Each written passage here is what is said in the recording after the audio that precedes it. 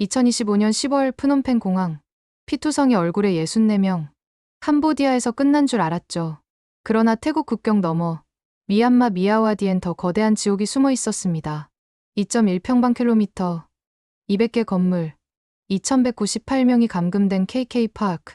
미국도 중국도 손쓸 수 없는 내전 지역. 그런데 72시간 만에 한국이 움직였습니다. CNN도 몰랐던 전 세계가 경악한 구출 작전. 지금부터 캄보디아에서 미얀마로 이어진 한국의 충격 실화 시작합니다. 저는 CNN 아시아 특파원으로 15년을 일했습니다. 쿠데타도, 테러도, 재난도 수없이 봤죠. 그런데 2025년 10월 프놈펜 공항에서 본 광경은 달랐어요. 오후 3시, 탑승구 앞, 64명이 줄지어 걸어 나왔습니다. 얼굴엔 멍, 팔엔 화상 자국, 한 청년의 손가락은 부러진 채 고정도 안 돼 있었어요. 20대부터 40대까지 모두 한국인이었습니다. 고문당했습니다. 하루 17시간 일했어요. 탈출하려다 빠따몽둥이로 맞았고요. 한 피해자가 떨리는 목소리로 말했죠. 저는 카메라를 들었습니다. 그리고 물었어요. 얼마나 감금돼 있었나요? 2개월이요. 어떤 사람은 6개월도. 캄보디아 보코산, 시아누크빌, 프놈펜 외곽, 이름도 생소한 그곳들에 스캠 센터가 있었습니다. 고수익 일자리를 미끼로 한국 청년들을 유인의 여권을 빼앗고 보이스피싱과 암호화폐 투자 사기를 강요하는 곳이죠. CNN 본사는 이미 이 문제를 6개월 전부터 추적하고 있었어요. 중국인 피해자가 수만 명, 태국, 베트남, 말레이시아까지 피해가 확산됐습니다. 그런데 한국인이 64명이나 한꺼번에 구출됐다는 소식은 충격이었죠. 72시간이요? 저는 한국 대사관 관계자에게 다시 물었습니다. 신고 접수부터 구출까지 72시간 만에요? 네. 외교부, 경찰청, 국정원이 합동대응 팀을 꾸렸습니다. 캄보디아 경찰과 24시간 협조 체계를 가동했고요. 미국이었다면 최소 2주는 걸렸을 겁니다. 영국도, 프랑스도 마찬가지예요. 외교 채널 가동하고, 현지 정부 설득하고, 법적 절차 밟고. 그런데 한국은 달랐습니다. 저는 피해자 가족을 인터뷰했어요. 서울에서 온 50대 어머니였죠. 아들이 캄보디아에서 일한다고 연락하고 사라졌어요. 3일 뒤 문자가 왔는데 살려달라고만 써 있더라고요. 그녀는 즉시 외교부 영사콜센터에 신고했습니다. 그리고 놀라운 일이 벌어졌죠. 외교부는 주캄보디아 한국대사관에 긴급 지시를 내렸어요. 대사관은 현지 한인회, 캄보디아 내무부와 연락했습니다. 경찰청은 피해자가 보낸 사진 한 장으로 건물을 특정했고요.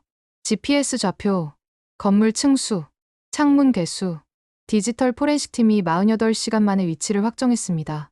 급습 작전 지호. 캄보디아 경찰이 건물에 진입했어요. 중국인 조직원 13명을 체포하고 감금된 한국인 14명을 구출했죠. 이게 끝이 아니었습니다.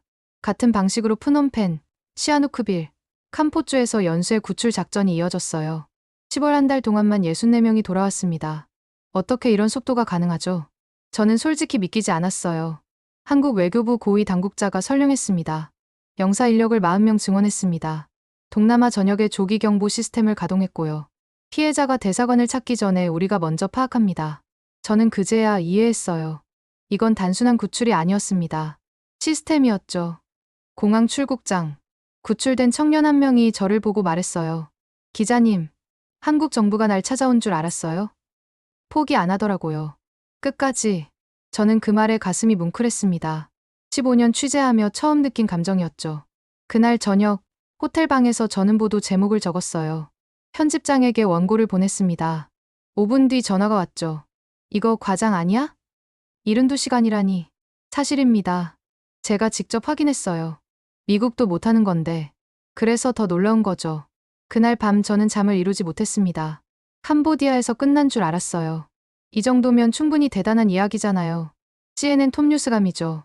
그런데 다음날 아침, 호텔 로비에서 한 NGO 활동가를 우연히 만났습니다. 캄보디아요? 여긴 빙산의 일각이에요. 무슨 말씀이세요? 그는 태블릿을 꺼내 위성사진 한 장을 보여줬어요. 미얀마 미야와디, KK파크이라고 들어보셨나요? 사진 속엔 거대한 건물 단지가 보였습니다. 2.1평방킬로미터, 200개 건물, 옥상마다 위성 접시가 빼곡했죠. 여기 감금된 사람만 수천 명입니다.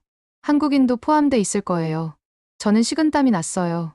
캄보디아는 시작에 불과했던 겁니다. 미얀마요? 저는 커피를 내려놓았습니다. 손이 떨렸어요. NGO 활동가는 고개를 끄덕였죠. KK 파크. 5년 전엔 그냥 들판이었어요. 지금은 병원, 레스토랑, 은행까지 갖춘 범죄 도시예요. 2.1평방킬로미터 규모입니다.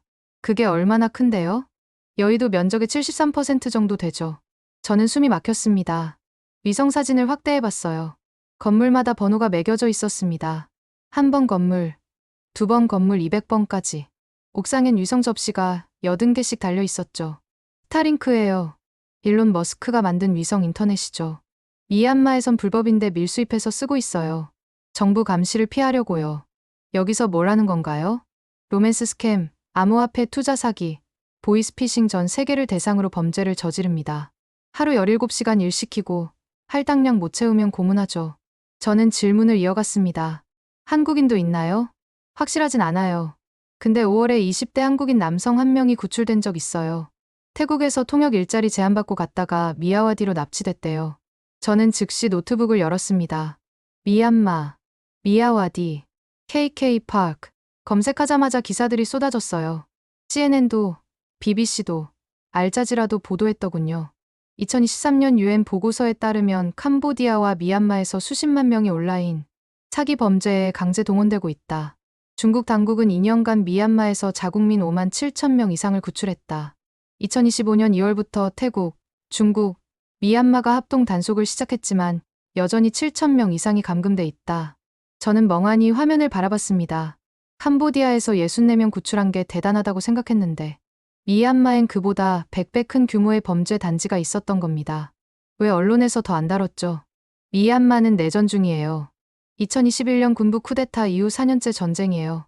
국경 통제도 심하고 기자 접근도 거의 불가능하죠. 저는 지도를 펼쳤습니다. 미야와디, 미얀마 카인주, 태국 국경 바로 옆. 그곳은 말 그대로 무법지대였어요. 미얀마 군부도 카렌민족연합 KNU 반군도 완전히 통제하지 못하는 회색지대. 중국계 범죄 조직이 그 틈을 파고들었던 거죠. 취재 가능할까요? NGO 활동가는 고개를 저었습니다. 불가능해요. CNN 기자증 있어도 소용없어요. 국경에서 막힙니다. 군사 검문소 통과 못해요. 저는 한숨을 쉬었죠. 그날 오후 저는 방콕으로 돌아왔습니다. 호텔 방에서 보고서를 작성하기 시작했어요.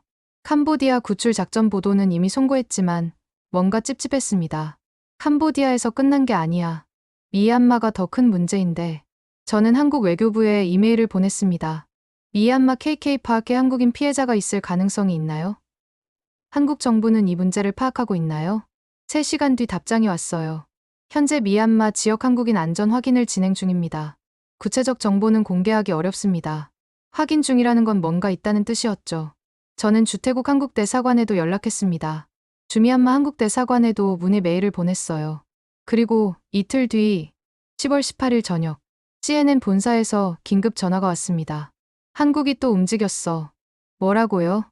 미얀마야. 한국 외교부가 미얀마, 태국, 라오스, 유엔에 동시에 협조 요청을 넣었대. KK 파크 관련해서. 저는 심장이 두근거렸어요. 확인된 정보예요. 로이터가 방금 띄웠어. 한국이 미얀마 내 자국민 구출을 위해 다자간 협력 체계를 가동 중이래. 저는 곧바로 짐을 쌌습니다. 방콕에서 미얀마 국경까지는 차로 6시간. 메소시라는 태국 국경 도시를 거쳐야 했죠. 다음 날 새벽 저는 출발했습니다. 국경까지 가는 동안 저는 계속 생각했어요. 한국이 또 어떻게 움직일까? 미얀마는 캄보디아와 달라. 내전 지역이야. 정부도 제대로 작동 안 해. 메소세 도착했을 때 오후 3시였습니다. 국경 검문소 앞엔 군인들이 서 있었어요. AK-47 소총을 들고 있었죠. 저는 취재 허가증을 보여줬습니다. 출입 불가. CNN 기자입니다. 취재하러 왔어요. 출입 불가.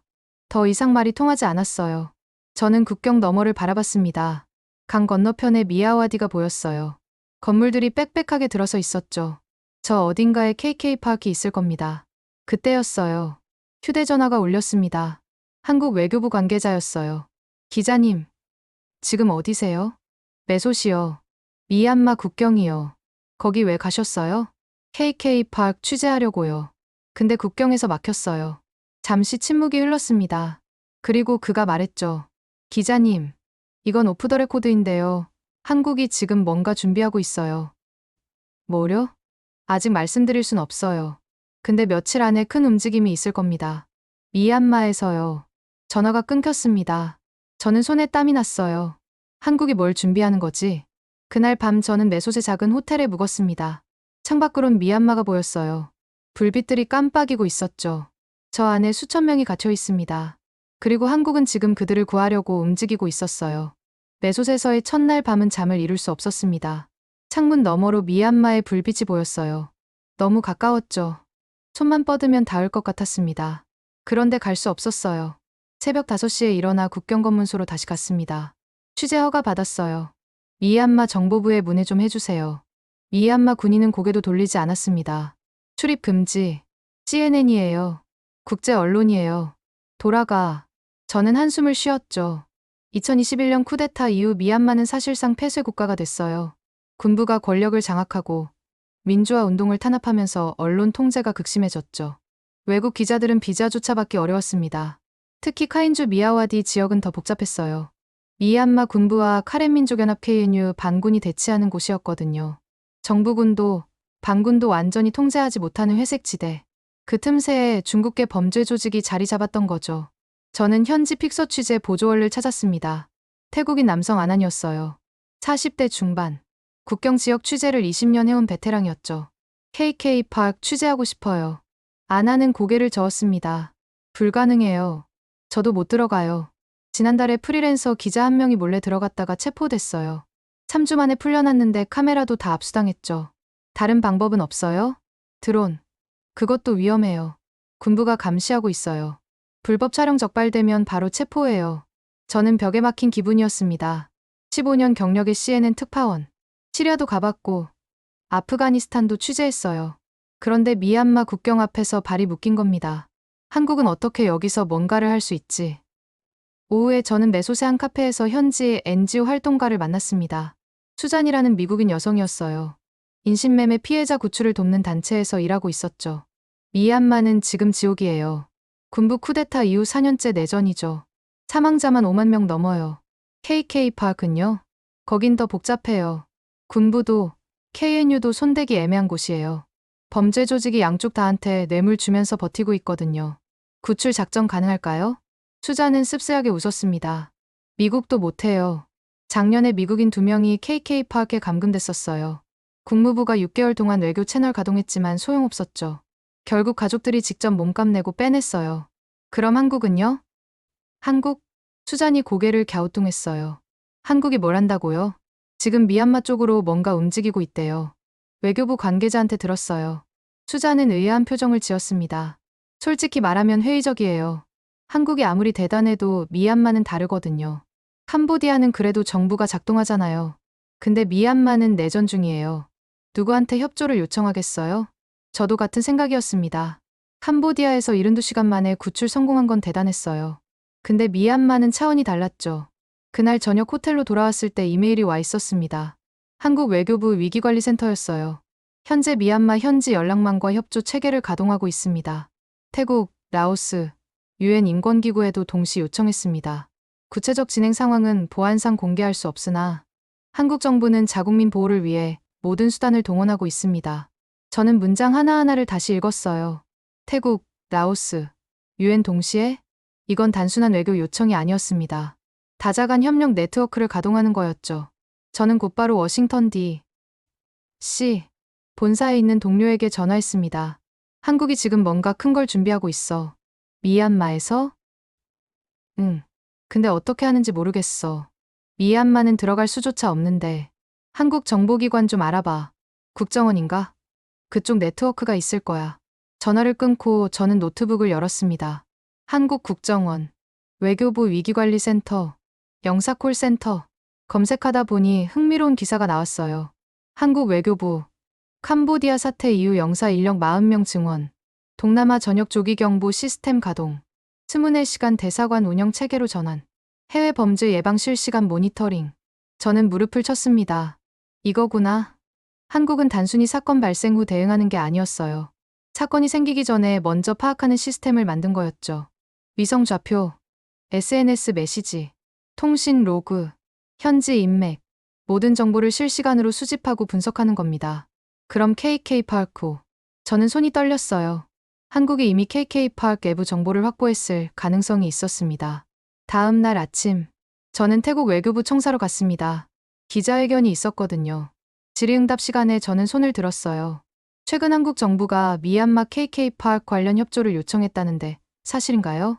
태국 외교부 대변인이 잠시 뜸을 들였습니다. 여러 국가와 인신매매 범죄 대응을 위해 협력하고 있습니다. 구체적 내용은 말씀드리기 어렵습니다. 부인하지 않았어요. 저는 확신했습니다. 한국이 정말로 움직이고 있어. 오후에 매솔로 돌아왔을 때 아난에게서 전화가 왔어요. 이상한 소문이 돌아요. 뭔데요? 미얀마 군부가 갑자기 KK파크 쪽에 관심을 보이고 있대요. 중국이 압력을 넣었다는 얘기도 있고요. 중국이요? 네. 중국 공안부가 미얀마의 사기 조직 단속 협조를 요청했대요.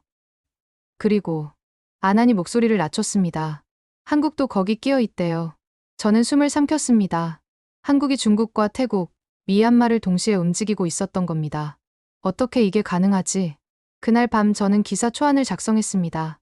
제목은 이랬죠. 한국의 그림자 외교 접근 불가능한 미얀마에서 벌어지는 구출 작전. 근데 뭔가 부족했어요. 확실한 증거가 없었습니다. 저는 창밖을 바라봤어요. 미얀마의 불빛이 여전히 깜빡이고 있었습니다. 며칠 안에 뭔가 터질 거야. 저는 직감했습니다. 10월 19일 밤, 메소세 호텔 방에서 저는 노트북 앞에 앉아 있었습니다. 미얀마 쪽에서 이상한 움직임이 포착됐어요. 현지 소식통들이 수군거리기 시작했죠. 군부가 미야와디 쪽으로 병력을 집결시키고 있대. KK파크 주변이 갑자기 조용해졌어. 저는 아난에게 전화했습니다. 무슨 일이에요? 잘 모르겠어요. 근데 뭔가 큰 작전이 있을 것 같아요. 군부가 이렇게 움직이는 건 드문 일이거든요. KK파크를 칠 거예요.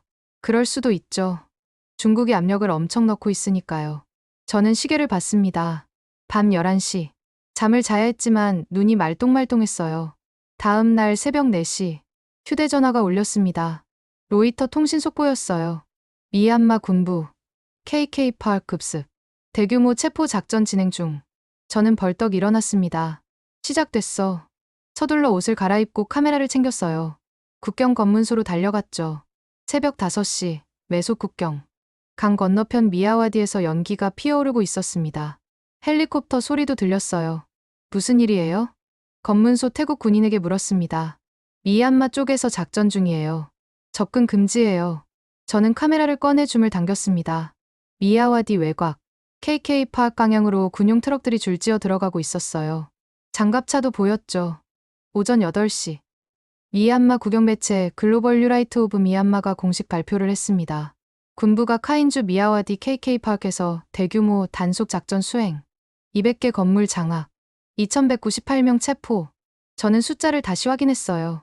2198명. 한 번에 이렇게 많은 인원을 체포한다는 건 상상도 못했습니다.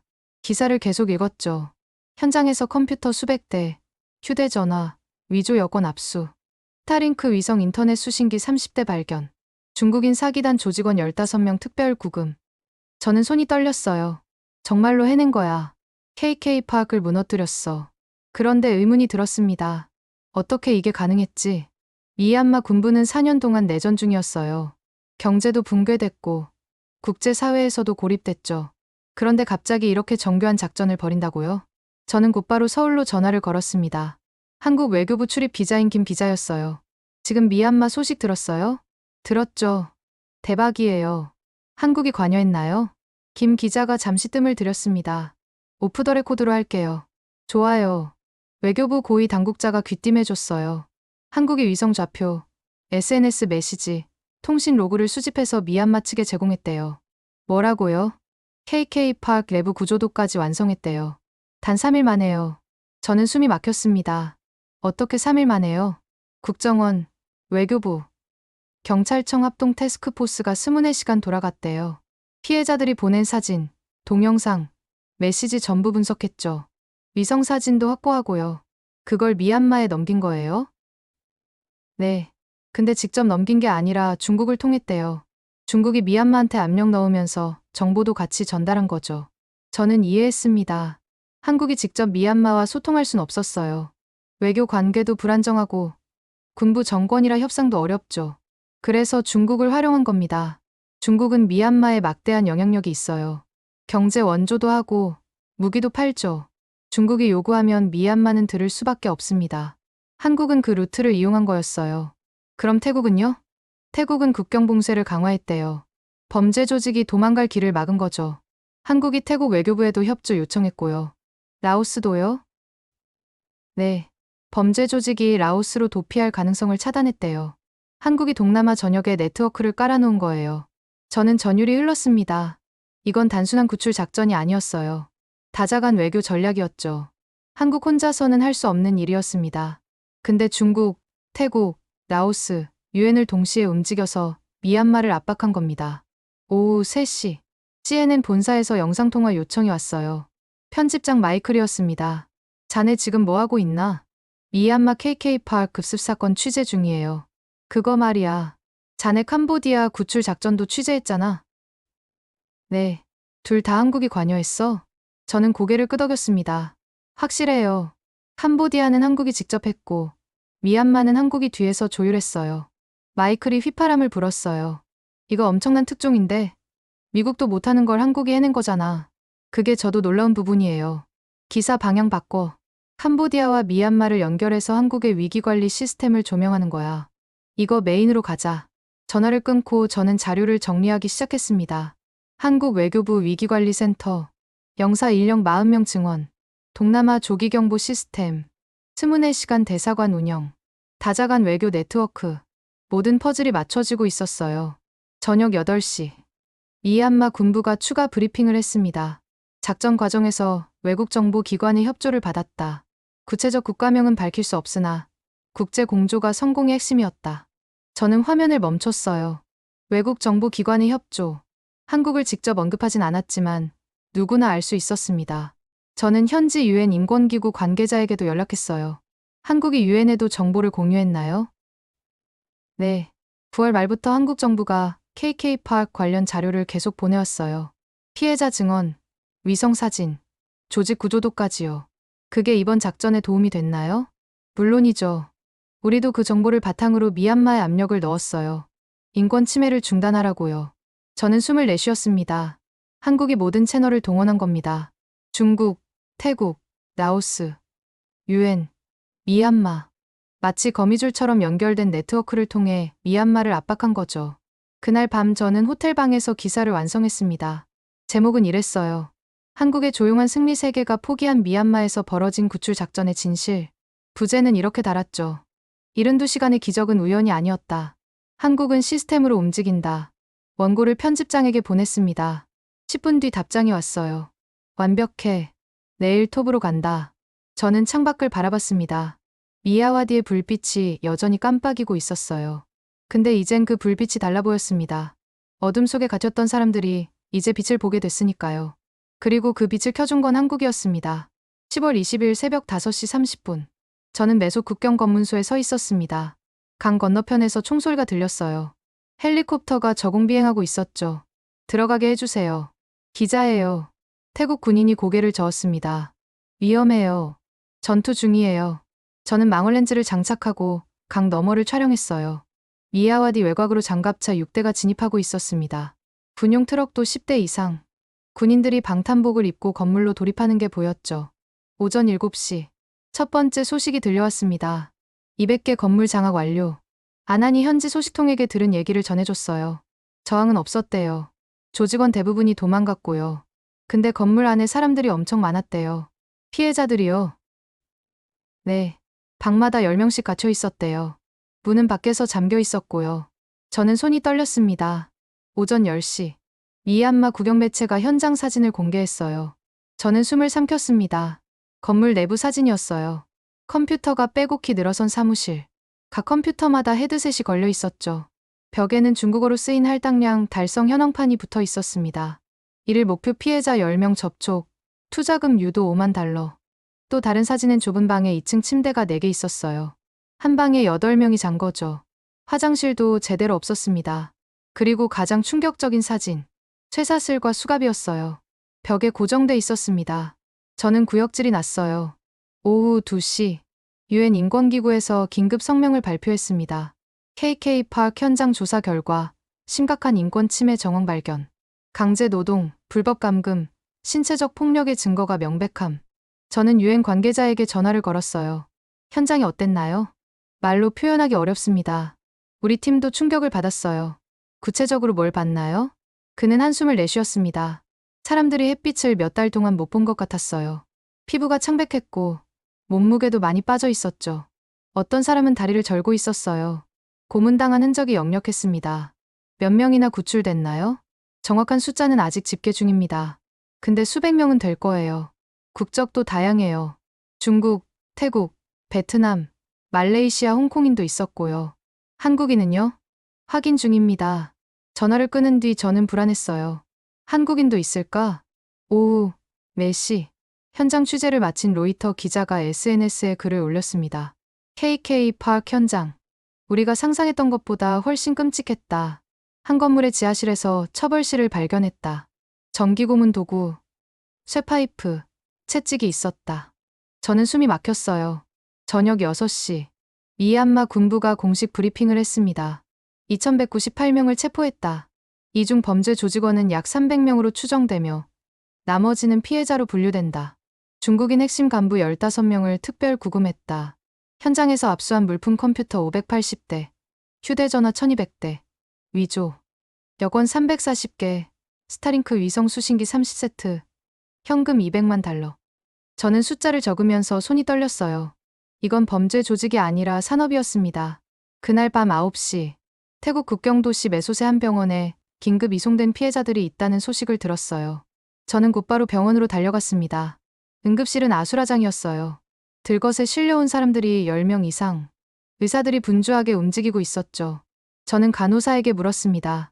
이 사람들 어디서 왔어요? 미얀마요. KK 파크에서 구출됐대요. 상태가 심각해요. 한 침대 옆으로 다가갔습니다. 20대 후반으로 보이는 남성이었어요. 팔에 화상 자국이 있었고 손가락 2개가 부러져 있었죠. 어느 나라 사람이에요?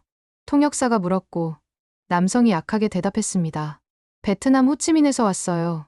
어떻게 여기 온 거예요? 일자리 있다고 해서 태국 가는 줄 알았는데 미얀마로. 그는 말을 잇지 못했어요. 눈물이 흘러내렸죠. 저는 다른 침대로 갔습니다. 30대 여성이 누워 있었어요. 중국어를 하는 것 같았습니다. 당신은 어디서 왔나요? 광저우요. 통역 일자리 제안받았어요. 근데 속았어요. 얼마나 감금돼 있었어요? 8개월이요. 그녀는 팔을 들어 보였습니다. 손목에 상처 자국이 있었어요. 도망치려다 들켰어요. 쇠사슬로 묶였죠. 3일 동안. 저는 더 이상 질문할 수 없었습니다. 밤 11시. 병원 밖으로 나왔을 때 휴대전화가 울렸어요. 한국 외교부였습니다. 기자님, 한국인 관련해서 업데이트 있어요. 뭔가요? KK파크에서 구출된 피해자 중 한국인은 확인되지 않았습니다. 저는 안도했어요. 다행이네요. 네. 근데 5월에 구출됐던 20대 남성 A씨가 있잖아요. 그분이 이번 작전에 결정적 정보를 제공했대요. 어떤 정보요? KK파크 외부 구조, 조직 체계, 감시 시스템. A씨가 2주간 감금됐다가 탈출했을 때 모든 걸 기억했대요. 그 정보가 이번 작전의 기초가 됐죠. 저는 전율이 흘렀습니다. 5월에 구출된 한국인 한 명의 증언이 10월 작전의 출발점이었던 겁니다. A씨는 지금 어떻게 지내나요? 심리 치료받고 있어요. 트라우마가 심했거든요. 근데 이번 소식 듣고 많이 안심했대요. 자기 때문에 다른 사람들이 구출됐다는 게 위안이 됐다고요. 전화를 끊고 저는 밤하늘을 올려다봤습니다. 별이 보였어요. KK파크에 갇혀있던 사람들도 이제 이 별을 볼 수 있겠죠. 다음 날 아침, 저는 국경검문소로 다시 갔습니다. 태국 쪽으로 넘어오는 사람들이 있었어요. 버스 3대에 나눠 타고 있었죠. 구출된 피해자들이었습니다. 저는 카메라를 들었어요. 버스에서 내리는 사람들의 얼굴을 봤습니다. 멍든 얼굴, 야윈 몸, 그리고 살아났다는 안도의 표정. 한 중년 남성이 땅에 무릎을 꿇고 울었어요. 살았다 살았어. 저는 셔터를 눌렀습니다. 이 순간을 기록해야 했습니다.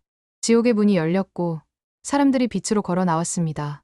그리고 그 문을 연 건 한국이었어요. 10월 21일 오후. 저는 메소제 카페에 앉아 노트북을 열었습니다. CNN 본사에서 편집회의 요청이 왔어요. 화상통화로 연결했죠. 미얀마 KK파크 급습건. 자네 어떻게 보나? 편집장 마이클이 물었습니다. 저는 잠시 뜸을 들였어요. 솔직히 말하면 확실하지 않습니다. 뭐가? 한국의 역할이요. 저는 지난 며칠간 수집한 정보를 정리했습니다. 캄보디아에선 명확했어요. 한국 정부가 직접 움직였죠. 외교부, 경찰청, 국정원. 72시간 만에 64명 구출. 증거도 넘쳐났습니다. 근데 미얀마는 달랐어요. 미얀마 군부가 자체적으로 작전을 수행했습니다. 중국의 압력도 있었고요. 그럼 한국은 간접적으로 영향을 줬을 가능성이 있어요. 캄보디아에서 한국이 보여준 강력한 대응이 국제사회의 주목을 끌었거든요. 미국과 영국이 캄보디아 범죄 조직을 제재했고 그 압박이 미얀마로 번진 거죠. 마이클이 턱을 괴었습니다. 직접적인 증거는 없다는 거네? 네. 한국 외교부에 여러 번 문의했는데 확인해줄 수 없다는 답변만 돌아왔어요. 저는 화면 속 편집장의 표정을 읽었습니다. 실망한 것 같았어요. 근데 흥미로운 건 타이밍입니다. 타이밍? 캄보디아 구출 작전이 10월 초중순에 집중됐어요. 그리고 10월 20일, 정확히 일주일 뒤 미얀마가 움직였죠. 게다가 한국 외교부는 9월부터 동남아 전역에 조기경보 시스템을 가동했어요. 마이클이 눈을 반짝였습니다. 연결고리가 있다는 거네. 명확한 증거는 없어요. 근데 한국의 캄보디아 성공이 도미노를 만든 건 분명합니다.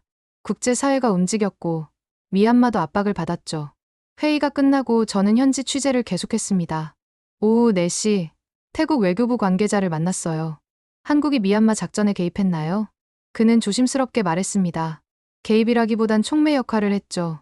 캄보디아에서 한국이 보여준 대응은 우리 모두에게 경종을 울렸어요.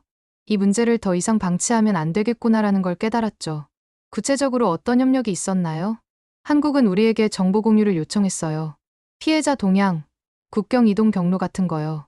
우리도 협조했고요. 근데 미얀마에 직접 개입했는지는 저도 모릅니다. 저는 끄덕였습니다. 그날 저녁 호텔로 돌아왔을 때 한국 외교부에서 이메일이 와 있었어요. 미얀마 KK 파악 작전에 대한 한국 정부의 공식 입장. 동남아 지역 인신매매 범죄 근절을 위해 관련국과 긴밀히 협력하고 있으나 개별 작전에 대한 구체적 관여 여부는 공개하지 않습니다. 전형적인 외교적 답변이었죠. 저는 한숨을 쉬었어요. 확실한 걸 찾고 싶은데 다음 날 아침 저는 유엔 인권기구 관계자와 전화 통화를 했습니다. 한국이 유엔에 미얀마 관련 정보를 제공했나요? 아니요. 캄보디아 관련 자료는 많이 받았지만 미얀마는 없었어요. 그럼 한국이 미얀마 작전에 직접 관여했다고 볼 수 없나요? 그는 잠시 생각했습니다. 직접적으로는 아닐 수 있어요. 근데 간접적으로는 확실히 영향을 줬죠. 캄보디아에서 한국이 보여준 성공 사례가 국제사회에 큰 자극이 됐거든요. 한국가가 이렇게 빠르게 움직일 수 있구나 하는 걸 모두가 봤어요. 저는 무언가를 깨달았습니다. 한국은 미얀마를 직접 구출하지 않았을 수도 있어요. 근데 캄보디아에서의 성공이 전체판을 바꿔놓은 겁니다. 오후에 저는 방콕으로 돌아왔어요. CNN 동남아 지국에서 다른 기자들을 만났습니다. 한국 이야기 들었어? 베트남 출신 기자라니 물었습니다. 캄보디아 구출건 말이야? 응. 그거 정말 대단해. 베트남 정부도 자극받았대. 우리도 자국민 보호를 더 적극적으로 해야 한다고. 태국 기자 솜차이도 거들었어요. 태국도 마찬가지야. 국경 단속을 강화했어. 한국이 캄보디아에서 보여준 속도에 다들 놀랐거든. 저는 고개를 끄덕였습니다. 한국이 미얀마를 직접 구출했는지는 확실하지 않았어요. 근데 캄보디아에서의 성공이 동남아 전체를 움직인 건 분명했습니다. 그날 밤 저는 기사를 다시 썼습니다. 처음 작성했던 제목은 이랬어요. 한국의 그림자 작전 미얀마 KK 파악 구출의 숨은 주역. 근데 바꿨습니다. 한국의 캄보디아 성공이 바꾼 동남아, 미얀마 급습까지 이어진 도미노 효과. 더 정확했어요. 한국은 미얀마를 직접 구출하지 않았을 수 있습니다. 근데 캄보디아에서 보여준 72시간의 기적이 국제사회를 깨웠죠. 미국이 캄보디아를 제재했어요. 영국이 압박했습니다. 중국이 미얀마에 압력을 넣었죠. 그리고 미얀마 군부가 움직였습니다. 모든 건 한국의 캄보디아 성공에서 시작됐어요. 10월 23일. 저는 서울행 비행기에 올랐습니다. 더 이상 메솥에 있을 이유가 없었어요. 미얀마 취재는 여기서 끝이었죠. 비행기 안에서 저는 창밖을 바라봤습니다. 구름 위로 햇빛이 쏟아지고 있었어요. 한국은 미얀마를 직접 구하진 않았어. 근데 캄보디아를 구했고 그게 전체를 바꿨지. 저는 노트에 적었습니다. 때로는 직접 행동하는 것보다 올바른 선례를 만드는 게 더 큰 영향을 준다. 한국이 캄보디아에서 보여준 건 단순한 구출이 아니었어요. 새로운 기준이었습니다. 국민이 위험에 처하면 국가는 72시간 안에 움직인다. 그 기준이 동남아 전체를 바꿔놓은 겁니다. 비행기가 서울 상공에 도착했을 때 오후 7시였어요. 인천공항에 내렸습니다. 입국장을 나서는데 한 가족이 보였어요. 20대 청년과 부모님. 서로 껴안고 울고 있었죠. 저는 직감했습니다. 캄보디아에서 돌아온 사람이구나. 저는 다가가지 않았어요. 그들만의 순간이었으니까요. 근데 그 모습을 보면서 확신했습니다. 한국은 미얀마를 직접 구출하지 않았을 수도 있어요. 근데 캄보디아에서 수십 명을 집으로 돌려보냈죠. 그리고 그 성공이 미얀마를 움직이게 만들었습니다. 결국 수천 명이 자유를 얻었어요. 그게 한국이 남긴 발자국이었습니다. 인천공항 입국장. 저는 그 가족을 보고 있었습니다. 20대 청년이 어머니 품에 안겨 울고 있었어요. 아버지는 아들의 어깨를 두드리며 말없이 눈물을 흘렸죠. 저는 카메라를 들지 않았습니다. 15년 경력의 CNN 기자로서 직업적 본능은 저걸 찍어야 한다고 외쳤어요. 근데 손이 움직이지 않았습니다. 그냥 사람이 사람을 다시 만난 순간이었어요. 공항 밖으로 나왔을 때 서울의 밤 공기가 차가웠습니다. 택시를 타고 호텔로 향했어요. 차창 밖으로 서울이 흘러갔습니다. 빌딩들, 간판들, 사람들. 이 나라는 어떻게 이런 일을 해낼 수 있었을까? 저는 계속 생각했어요. 미국이었다면 어땠을까? 제 조카가 캄보디아에서 납치당했다고 상상해봤습니다. 국무부에 신고하면 뭐라고 할까요? 접수했습니다. 현지 대사관과 협의하겠습니다. 2주 뒤에 연락드리겠습니다. 아마 이럴 겁니다. 근데 한국은 72시간이었어요. 호텔 방에 들어가 노트북을 열었습니다. 지난 3주간 취재한 내용을 정리하기 시작했죠. 10월 초 캄보디아에서 한국인 64명 구출. 신고 접수부터 구출까지 72시간. 외교부, 경찰청, 국정원 합동대응팀 가동. 현지 대사관, 캄보디아 경찰과 24시간 협조 체계. 10월 중순 추가 구출 계속. 프놈펜, 시아누크빌, 캄포주에서 연쇄 구출. 민간 의원박찬대까지 나서서 3명 추가 구출. 국회에서 여야 구분 없이 강력 대응 촉구. 10월 20일 미얀마 KK 파악 급습. 미얀마 군부가 2198명 체포. 국제 압박의 결과 미국, 영국, 중국, 한국의 캄보디아 성공이 도미노 효과 촉발. 저는 키보드에서 손을 떼고 뒤로 기댔습니다. 이건 우연이 아니야. 한국은 시스템으로 움직였어요. 영사 인력 40명 증원. 동남아 조기경보 시스템. 24시간 대사관 운영. 다자간 외교 네트워크.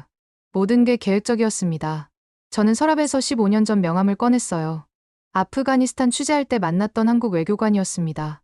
이름은 김준수. 기자님, 우리는 국민을 포기하지 않습니다. 그때 그가 했던 말이 기억났어요. 당시엔 그냥 외교적 립서비스인 줄 알았습니다. 근데 지금 보니 진심이었던 거죠. 저는 그에게 이메일을 보냈습니다. 15년 만에 연락드립니다. CNN 특파원 제임스입니다. 캄보디아 구출 작전 취재하고 왔어요. 인터뷰 가능할까요? 1시간 뒤 답장이 왔어요. 반갑습니다. 내일 오전 10시 외교부 청사에서 뵙죠. 다음 날 아침, 서울 서대문구 외교부 청사. 김준수는 이제 국장이 돼 있었습니다. 오랜만이네요, 기자님. 그동안 승진하셨네요. 그는 웃었어요. 회의실에 앉았습니다. 저는 녹음기를 켰죠. 캄보디아 구출 작전, 어떻게 가능했나요? 김준수는 잠시 생각했습니다. 시스템이요. 우리는 2010년대부터 준비해왔어요. 해외에서 국민이 위험에 처했을 때 어떻게 대응할 것인가. 매뉴얼을 만들고, 훈련하고, 개선했죠. 구체적으로요? 영사 콜센터는 24시간 운영됩니다. 신고가 들어오면 즉시 위기관리센터로 연결돼요. 그럼 외교부, 경찰청, 국정원이 실시간으로 정보를 공유하죠. 현지 대사관도 즉각 움직입니다. 72시간은 목표인가요? 그는 고개를 끄덕였어요. 국민의 생명이 위험한 상황에서 72시간은 골든타임이에요. 그 안에 못 구하면 최악의 상황이 올 수 있거든요. 그래서 우리는 72시간을 넘기지 않으려고 해요. 저는 숨을 삼켰습니다. 캄보디아 64명 구출은 계획대로 된 건가요? 계획대로라기보단 시스템이 작동한 거죠. 우리는 매일 이렇게 훈련해요. 언제든 국민이 위험에 처할 수 있으니까요. 저는 멍하니 그를 바라봤어요. 미국은 전 세계에 대사관이 있고, CIA가 있고, 국무부가 있습니다. 근데 72시간 안에 시민 64명을 구출한 적이 있나요? 없습니다. 왜 이렇게까지 하세요? 제가 물었습니다. 김준수는 창밖을 바라봤어요. 우리는 작은 나라예요. 인구 5천만. 영토도 좁고 자원도 없죠. 근데 우리가 가진 게 하나 있어요. 뭔가요? 사람이요. 우리 국민 한 명 한 명이 소중해요. 해외에 나간 국민도 마찬가지고요. 그래서 포기하지 않습니다. 절대로. 저는 가슴이 뭉클했습니다. 인터뷰를 마치고 외교부를 나섰어요. 서울 거리를 걸으면서 저는 생각했습니다. 나는 15년 동안 기자로 살았어. 냉정해야 한다고 배웠지. 사실만 보도하라고. 감정은 배제하라고. 근데 지금은 달랐어요. 저는 한국에 대해 감동하고 있었습니다. 그날 저녁 호텔방에서 저는 기사를 썼어요. 제목은 이랬습니다. 대한민국, 국민을 되찾은 나라 South Korea the nation that brings its people home. 부제는 이렇게 달았죠. 72시간의 기적은 우연이 아니었다. 국민을 포기하지 않는 시스템의 승리였다. 원고를 쓰면서 저는 눈물이 났어요. 15년 기자 생활 중 처음이었습니다. 저는 시리아에서 폭격을 봤어요. 아프가니스탄에서 테러를 취재했죠. 지진, 쓰나미, 내전 수없이 많은 비극을 목격했습니다. 근데 눈물은 나지 않았어요. 감정을 차단하는 법을 배웠거든요. 그런데 지금은 인천공항에서 본 그 가족이 자꾸 생각났습니다. 20대 청년이 어머니 품에 안겨 울던 모습. 집으로 돌아왔구나. 그게 얼마나 대단한 일인지 이제야 깨달았어요. 프놈펜 공항에서 본 64명. 멍든 얼굴, 야윈 몸, 그리고 살아남았다는 안도. 그들은 모두 집으로 돌아왔습니다. 한국이 포기하지 않았으니까요. 저는 원고를 마무리했습니다. 마지막 문단은 이렇게 썼어요. 저는 15년 동안 세계를 취재하며 수많은 정보를 받습니다. 근데 국민 한 명 한 명을 이렇게 소중히 여기는 나라는 처음입니다. 대한민국은 GDP로 측정되지 않는 선진국입니다. 진짜 선진국은 자국민을 포기하지 않는 나라. 저는 그걸 한국에서 배웠습니다. 원고를 편집장에게 보냈어요. 10분 뒤 전화가 왔습니다. 이거 너무 감정적이지 않나? 마이클의 목소리였어요. 감정적입니다. 근데 진심이에요. CNN 기사가 이렇게 주관적이어도 돼? 이번엔 괜찮아요. 제가 직접 봤으니까요. 잠시 침묵이 흘렀습니다. 알았어. 내일 톱으로 간다. 전화를 끊고 저는 창밖을 바라봤습니다. 서울의 야경이 펼쳐져 있었어요. 저는 중얼거렸습니다. 고마워요. 대한민국. 국가가 어때야 하는지 보여줘서. 10월 25일 아침. CNN 본사 편집국 회의실. 뉴욕. 저는 화상으로 참여하고 있었습니다. 10명의 편집자들이 제 기사를 놓고 토론하고 있었어요. 제목이 너무 직접적이지 않아? 대한민국, 국민을 되찾은 나라라니. 이건 거의 찬양 수준인데 객관성이 부족해 보여. 저는 마이크를 켰습니다. 제가 직접 현장에 있었습니다. 프놈펜 공항에서 64명이 돌아오는 걸 봤어요. 미얀마 국경에서 KK 파악이 무너지는 걸 목격했죠. 이건 찬양이 아니라 팩트입니다. 수석 편집자 엘렌이 말했어요. 제임스, 우리는 CNN이야. 감정을 배제해야 해. 감정을 배제하면 진실도 사라집니다. 한국이 72시간 만에 64명을 구출했어요. 미국이 할 수 있나요? 회의실이 조용해졌습니다. 아무도 대답하지 못했어요. 마이클이 끼어들었습니다. 제임스 말이 맞아. 우리가 이 기사를 싣지 않으면 다른 언론사가 먼저 쓸 거야. 이건 뉴스야. 투표가 진행됐습니다. 10명 중 8명이 찬성했어요. 좋아. 오늘 오후 3시에 메인으로 간다. 회의가 끝나고 저는 호텔방으로 돌아왔습니다. 창밖으로 서울이 보였어요. 이 나라는 세계가 배워야 할 나라야. 오후 3시. CNN 홈페이지 메인에 제 기사가 올라갔습니다. 사진은 프놈펜 공항에서 찍은 거였어요. 구출된 사람들이 비행기에 오르는 모습. 1시간 뒤 댓글이 폭주하기 시작했습니다. 와, 72시간이라니. 미국은 72일도 안 걸릴 것 같은데. 한국 정부 대단하다. 우리나라도 이렇게 해줬으면. 이게 진짜 선진국이지. GDP가 아니라. 저는 댓글을 읽으면서 미소 지었어요. 그날 저녁, BBC, 알자지라, 로이터가 연달아 후속 보도를 했습니다. 한국의 신속 대응 시스템, 세계의 모델이 될 수 있나? 72시간의 기적 한국이 보여준 영사 보호의 새 기준. 한국이 세계의 주목을 받고 있었어요. 10월 26일. 저는 다시 외교부를 찾았습니다. 김준수 국장을 만났죠. 기사 봤어요. 반응이 대단하던데요. 그는 겸손하게 웃었습니다. 과찬이세요. 우리는 당연한 일을 했을 뿐이에요. 당연한 일이요? 네. 국민을 보호하는 건 국가의 의무잖아요. 저는 고개를 저었어요. 미국에선 당연하지 않아요. 영국도, 프랑스도, 독일도 마찬가지고요. 한국만 다릅니다. 김준수는 창밖을 바라봤습니다. 우리는 전쟁을 겪었어요. 분단됐고, 가족이 헤어졌죠. 그래서 알아요. 사람 하나하나가 얼마나 소중한지. 저는 가슴이 뭉클했습니다. 다른 나라들도 한국처럼 할 수 있을까요? 할 수 있죠. 의지만 있다면요. 그날 오후 저는 인천공항으로 갔습니다. 뉴욕으로 돌아가는 비행기를 타기 위해서였어요. 탑승 전 저는 커피를 사서 의자에 앉았습니다. 3주 전 이곳에 도착했을 때가 떠올랐어요. 그땐 회의적이었습니다. 한국이 정말 뭔가 특별한 걸 했을까? 근데 지금은 확신했어요. 한국은 특별했습니다. 비행기에 올랐어요. 이륙하면서 서울이 점점 작아졌습니다. 저는 노트를 꺼내 마지막 메모를 적었어요. 진짜 선진국이란 무엇인가? 높은 GDP, 강한 군사력, 첨단 기술? 아니다. 진짜 선진국은 국민 한 명을 포기하지 않는 나라다. 대한민국이 그걸 보여줬다. 14시간 뒤 뉴욕에 도착했습니다. CNN 본사로 출근했어요. 동료들이 악수를 청했습니다. 멋진 기사였어, 제임스. 한국 취재 어땠어? 저는 대답했죠. 인생을 바꿨어요. 기자로서, 그리고 사람으로서. 며칠 뒤, 미국 국무부에서 회의가 열렸다는 소식을 들었습니다. 주제는 해외 미국인 보호 시스템 강화 방안이었어요. 한국의 사례가 언급됐다고 했습니다. 저는 웃었어요. 드디어 배우기 시작했구나. 저는 CNN에 칼럼을 하나 더 썼습니다. 미국이 한국에게서 배울 수 있는 것. 핵심 내용은 이랬어요. 우리는 늘 한국을 동맹국이라고 부릅니다. 근데 동맹이란 뭘까요? 군사협력, 경제교류? 아닙니다. 진짜 동맹은 서로에게서 배우는 겁니다. 한국은 국민 보호 시스템에서 세계 최고입니다. 72시간 안에 64명을 구출했어요.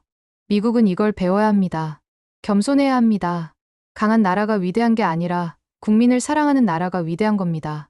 기사가 나간 뒤 백악관에서 연락이 왔어요. 국가안보회의에서 발표해 줄 수 있나요? 저는 흔쾌히 승낙했습니다. 저는 다시 서울에 왔습니다. 이번엔 취재가 아니라 강연이었어요.